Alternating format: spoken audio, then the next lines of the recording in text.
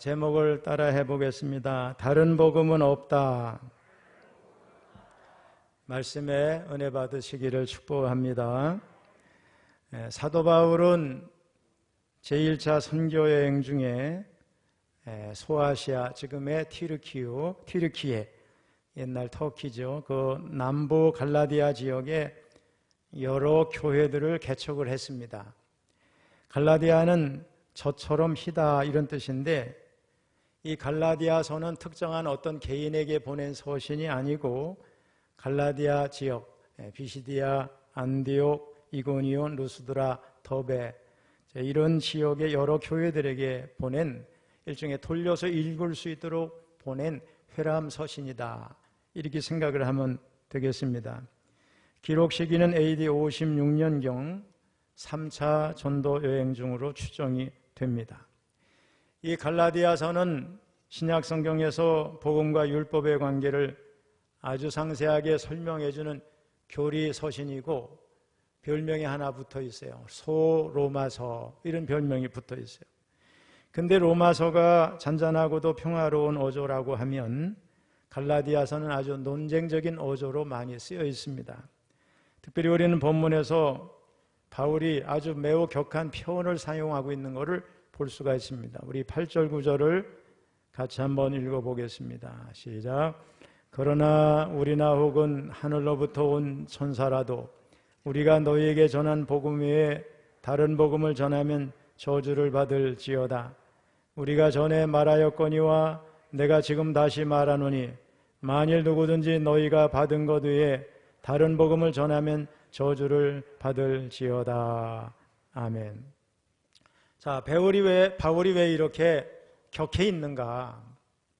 그 이유는 바로 갈라디아 지역 교회들 안에 갑자기 깊게 파고든 다른 복음에 대한 경계, 또 긴박감, 이런 것 때문이었습니다.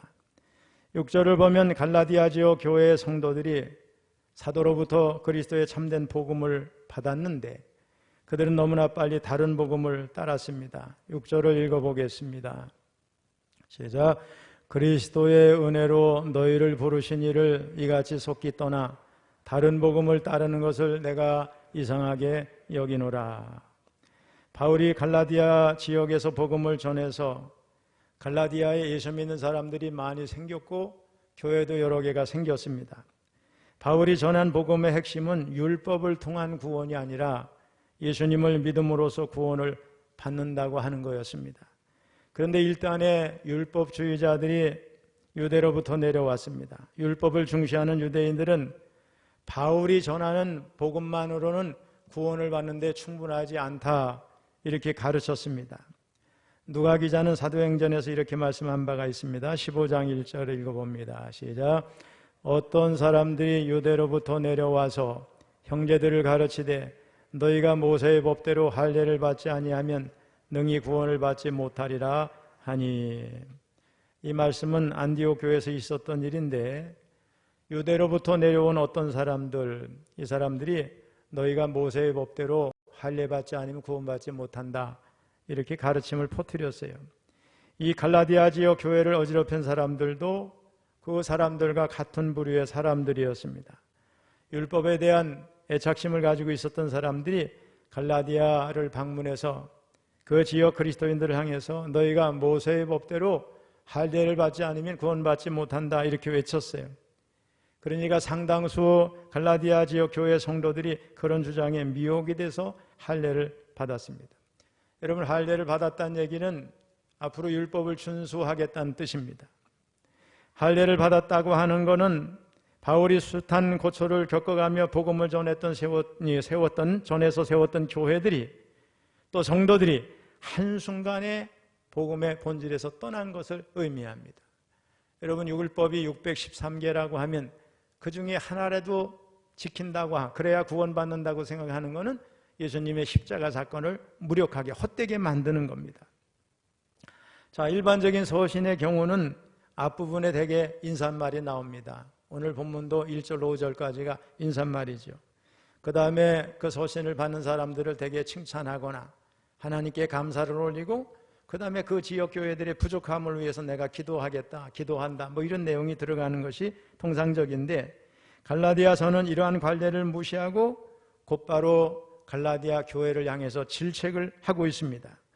그 이유는 당시 갈라디아 교회 성도들이 주님의 구속의 은혜를 저버리고 다른 복음을 아주 이상하게 생각될 정도로 너무나 속히 미혹돼서 따라갔다고 하는 것입니다. 그러면 사도 바울이 본문에서 말하는 다른 복음의 정체는 좀 구체적으로 보면 뭘 의미하는가? 여러분, 복음의 핵심은 주님의 은혜로 우리를 불러주시고 자격 없는 우리를 받아주신 겁니다. 하나님 우리를 받아주셨기 때문에 우리는 하나님의 자녀가 될 수 있었습니다. 그런데 갈라디아 교회들 속에 몰래 들어온 율법주의자들은 이방인 그리스도인들에게 예수만 믿을 뿐 아니라 모세 율법을 지켜야 된다. 그래야 구원을 받는다. 복음 플러스 알파를 얘기한 거죠. 이런 요구들은 그들로 하여금 율법의 굴레에 다시 예속되게 만드는 일이었어요. 그리스도는 우리를 율법의 굴레에서 풀어주시기 위해서 우리 대신 십자가에 달리셨어요. 그런데 율법주의자들의 잘못된 가르침을 따르게 되면 결국은 십자가 사건은 무용지물이 되는 거고 예수님은 십자가에서 헛된 피를 흘린 게 되는 겁니다. 이것이 바로 다른 복음이고 그것의 위험성이라고 말할 수 있습니다. 문제는 갈라디아 교회들이 이런 위험성을 보지 못하고 이를 수용하는 방향으로 점점 흘러갔다고 하는 데 있습니다. 이것을 보면서 바울이 가슴 아파하면서 6절에서 내가 참 이상하게 여긴다 이렇게 말을 하고 있습니다. 그리스도의 복음 위에 다른 복음을 전하는 사람은 물론 그 다른 복음을 따르는 자들에게는 저주밖에 돌아갈 것이 없습니다. 복음, 참복음을 믿지 않는 사람은 그런 거죠. 우리 8절을 읽어봅니다. 시작. 그러나 우리나 혹은 하늘로부터 온 천사라도 우리가 너에게 전한 복음 위에 다른 복음을 전하면 저주를 받을지어다. 여러분, 그리스도의 복음은 우리의 구원을 위해서 필요 충분한 거예요.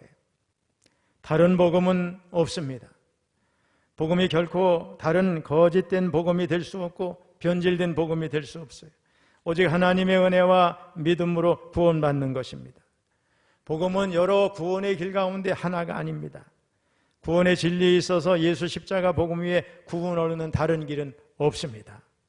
거짓 복음의 길의 끝은 저주와 멸망인 줄로 믿습니다. 여러분, 기독교를 배타적이다 이렇게 얘기하는 사람이 많죠. 여러분, 진리는 배타성을 반드시 가지고 있는 거예요. 왜? 그거밖에 없기 때문에, 그게 옳기 때문에 그런 거예요. 예수 그리스도 외에 다른 구원의 길이 없기 때문에 기독교는 그걸 말하는 거지, 우리가 배타적이 되기 위해서 그게 아니고 복음을 말하면 반드시 배타적일 수밖에 없어요. 여러분, 예를 들면 1 플러스 2는 얼마예요? 3이죠. 1 플러스 2는 3이 나와야 되는 거예요. 여기에 뭐 2.999가 나온다든가 3.001이 된다, 이런 일은 전혀 없습니다. 1 플러스 2는 3입니다. 이런 것을 배타성이라고 그래요. 진리에는 배타성이 있는 거예요. 구원에 관한 진리도 마찬가지죠. 성경은 오직 예수님만으로 구원받는다고 말씀하고 또 구원을 얻는 다른 길은 우리에게 없다고 명확하게 말씀합니다. 예수님이 친히 말씀하셨어요. 우리 아까 교독에서도 읽었지만 요한복음 14장 6절 읽어봅니다. 시작. 예수께서 이르시되 내가 곧 길이요 진리요 생명이니 나로 말미암지 않고는 아버지께로 올 자가 없느니라. 여기 내가 곧 길, 진리, 생명에 영어 성경에 보면 정관사 더가 붙어 있고 원어에도 다 거기 정관사가 붙어 있어요. 이게 무슨 말이냐? 유일한 길, 유일한 진리, 유일한 생명이라는 거예요. 누가? 예수님 말이에요. 어디로 가는 길에? 천국 가는 길에. 누가 기자는 또 이렇게 말씀했습니다. 사도행전 4장 12절 읽어봅니다. 시작.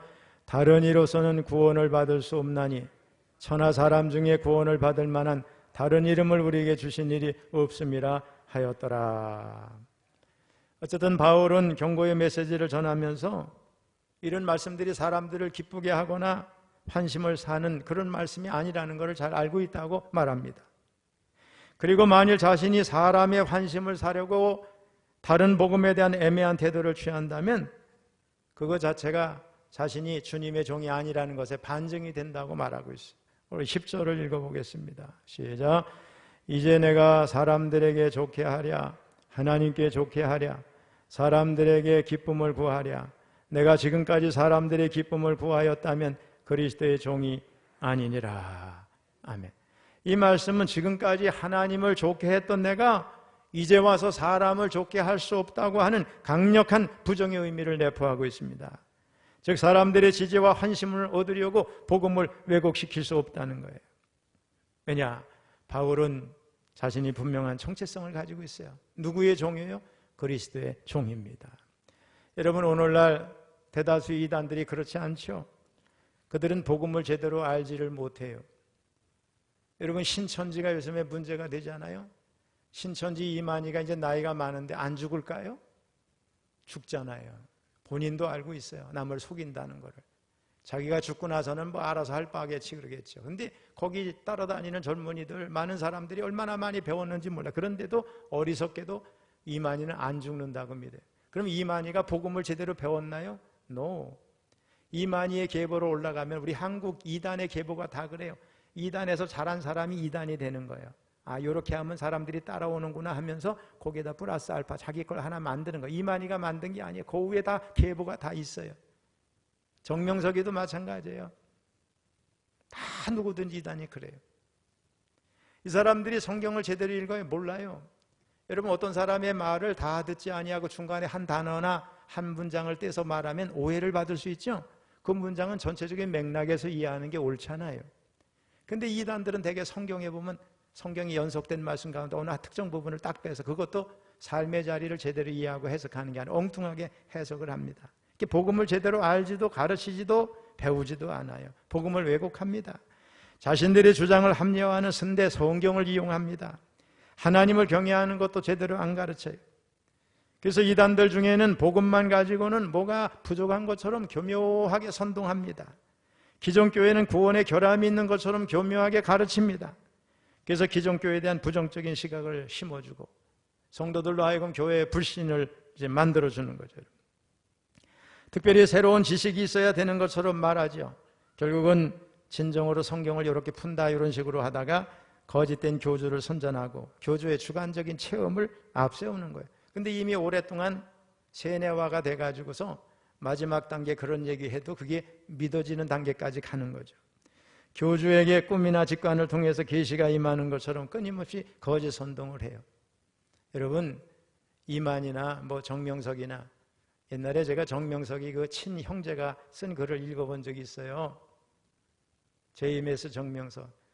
자기 동생이 이게 웃긴 놈이라는 거 형이 그래요, 형이.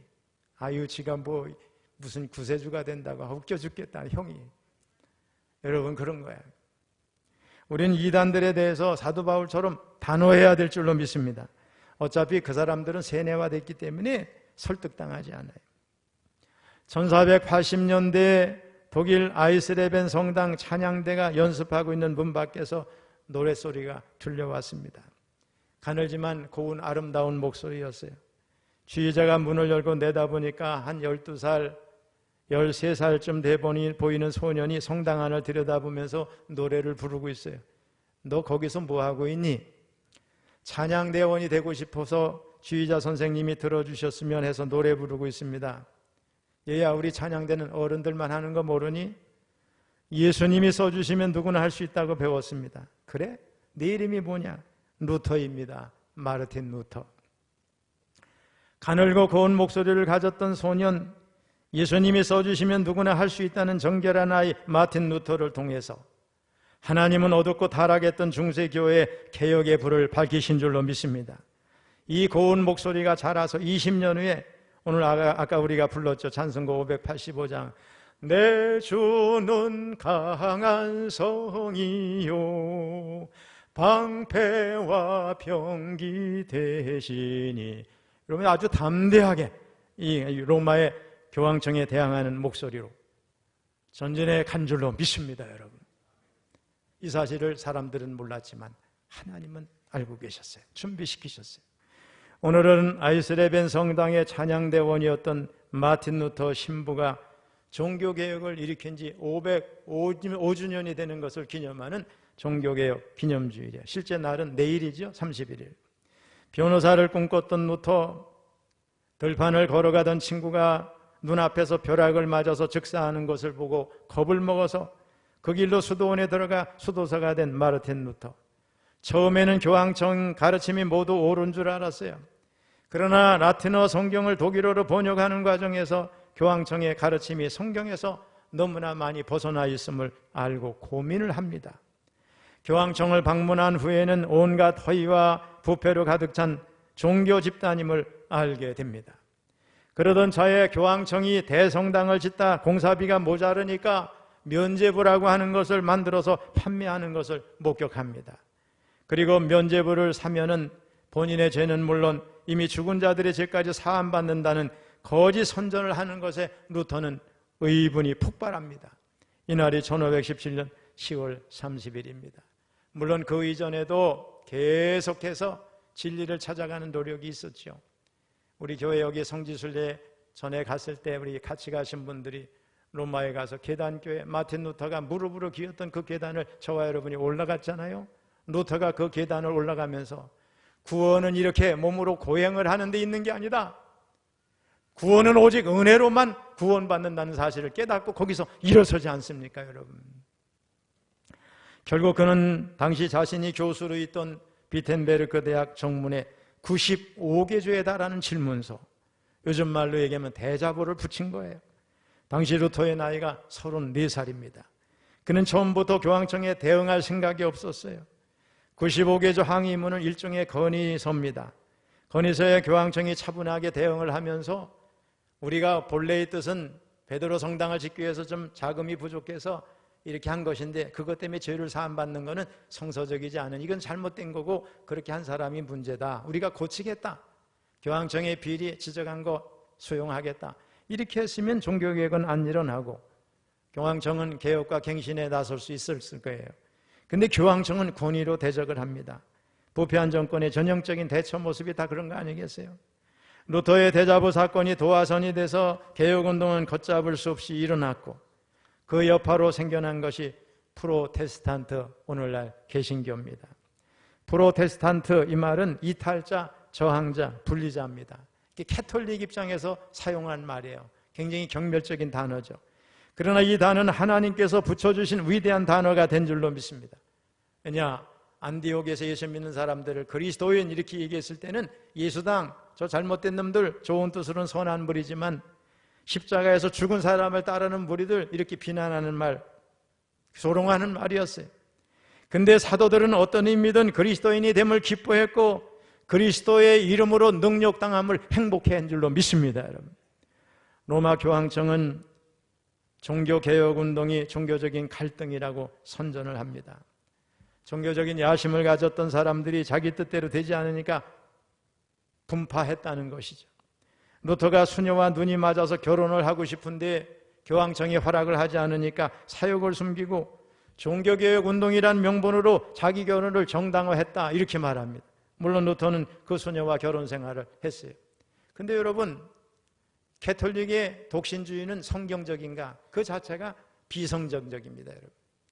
성경적인 거는 가정을 갖고 결혼해서 자녀를 낳고 땅에 번성하고 충만하는 거예요. 그러면 왜 독신주의가 생겼냐? 중세에 다 캐톨릭의 비리 때문에 그러는 거예요. 교황이 자기 조카에게 물려주고 자녀에게 교회에 물려주고 교황을 물려주고, 어린아이가 교황이 된 적도 있어요, 여러분. 서로 교직을 사고팔고 하는 이런 문제 때문에 할 수 없이 신부들을 독신을 만든 거지. 그게 성경적이어서 그런 건 아니에요. 근데 마틴 루터가 성경을 읽고 연구하다 보니까 이거 자체가 잘못된 걸 아는 거예요. 그래서 결국 자신은 가정을 갖게 되고 행복한 가정생활을 하지 않습니까, 여러분? 여러분, 종교개혁은 단순히 종교적인 분파운동이 아닙니다. 성경에서 벗어나 인본적 기독교를 만들어버린 교황청 조직과 제도에 저항을 해서 성경적인 기독교, 신본주의 기독교로 되돌아가고자 하는 개혁운동인 줄로 믿습니다. 그래서 개혁가들이 쳐들었던 기치는 뭐예요? 따라해보세요. 오직 성경으로, 오직 성경으로. 할렐루야. 그 당시 교황청은 1000년 가까이 라틴어 외에는 성경을 읽지 못하도록 했어요. 더욱이 평신도들에게는 성경 읽는 것을 금했어요. 외형적으로는 성경의 거룩성, 경건성을 수호한다는 명분이었지만은 사실은 교황청이 평신도들이 성경을 읽으면 이 성경에서 교황청이 너무나 많이 벗어나 있는 거 그거 알까봐 두려워서 숨기고 싶었던 겁니다. 교황청의 직분과 제조들은 이방 종교, 특별히 바벨론 종교에서 흘러나온 것들이 대부분이에요.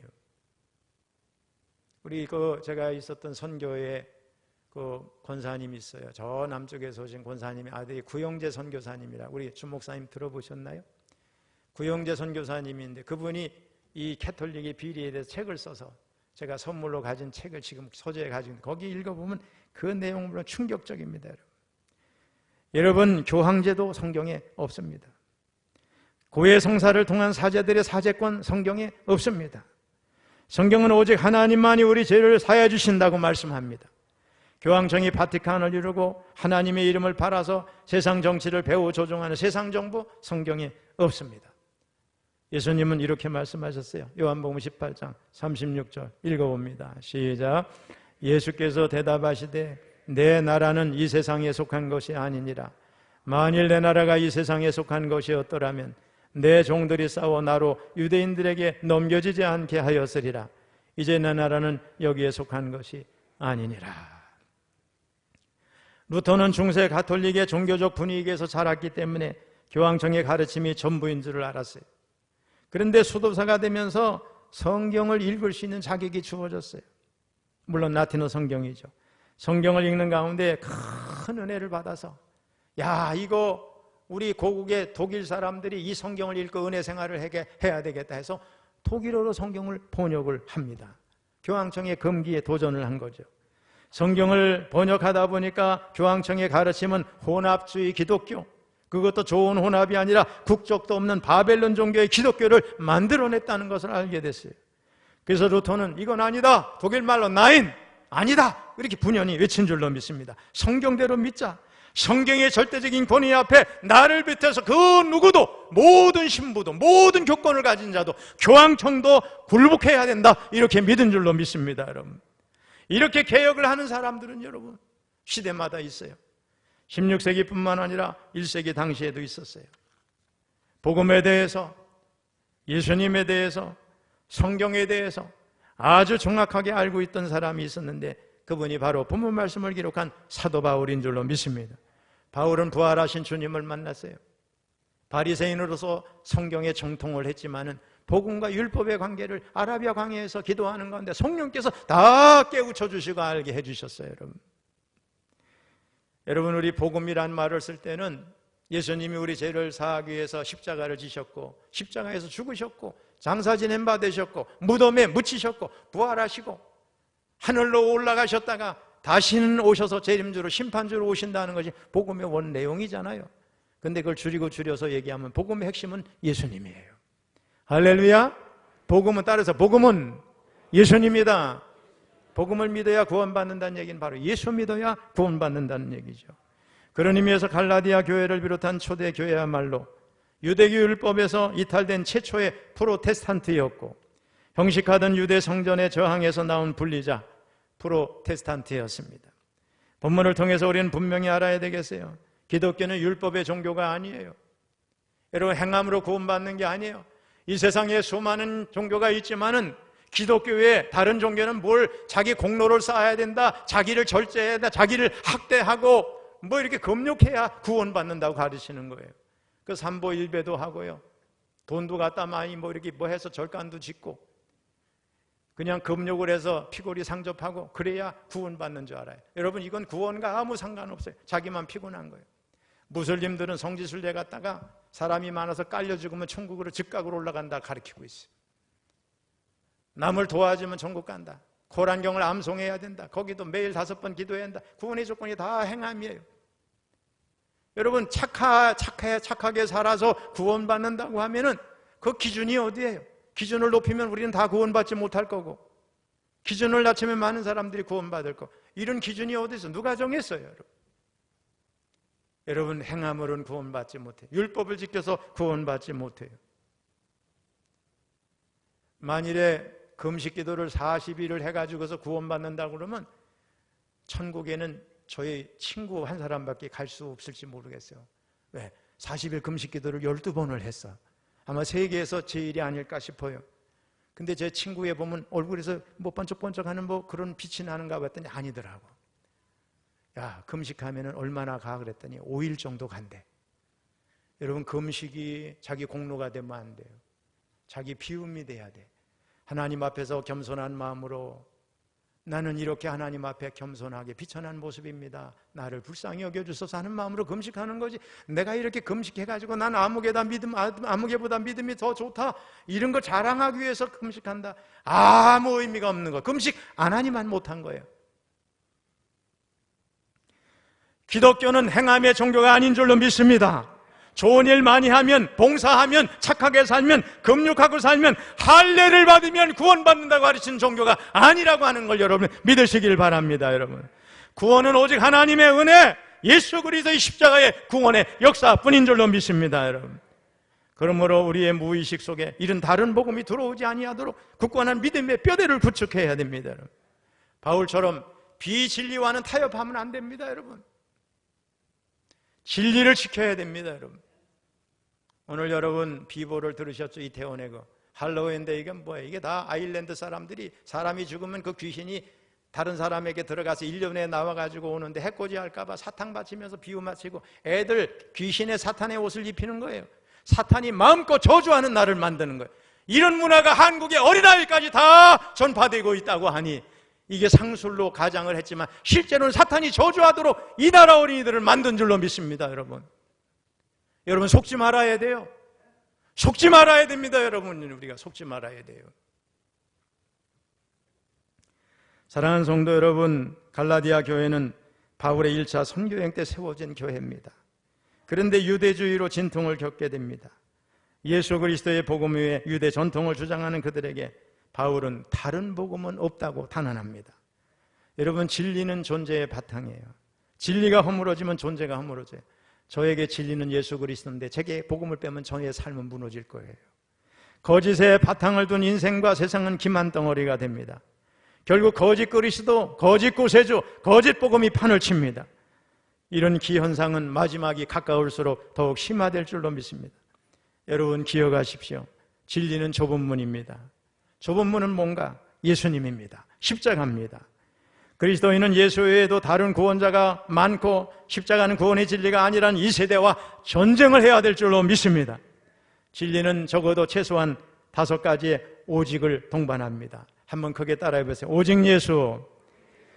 좀 크게 해봐요. 오직 예수, 오직 은혜, 오직 성경, 오직 믿음, 오직 하나님께 영광. 다시 해봐요. 오직 예수, 오직 은혜, 오직 성경, 오직 믿음, 오직 하나님께 영광.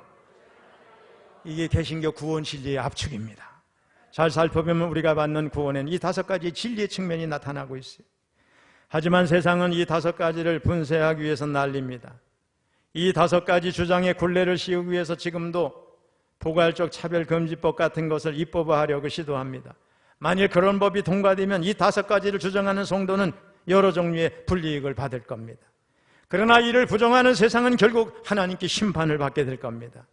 우리는 주 안에서 견고해야 될 줄로 믿습니다. 구원은 오직 십자가 하나님의 은혜입니다. 타협 및 혼합주의는 없습니다. 다른 복음은 없습니다. 우리 저런교회 성도들은 사람을 신격화하지 말고 자신의 공로도 의지하지 말고 오직 예수, 오직 십자가, 오직 복음만 의지하며 살아가시기를 주님의 이름으로 축원합니다.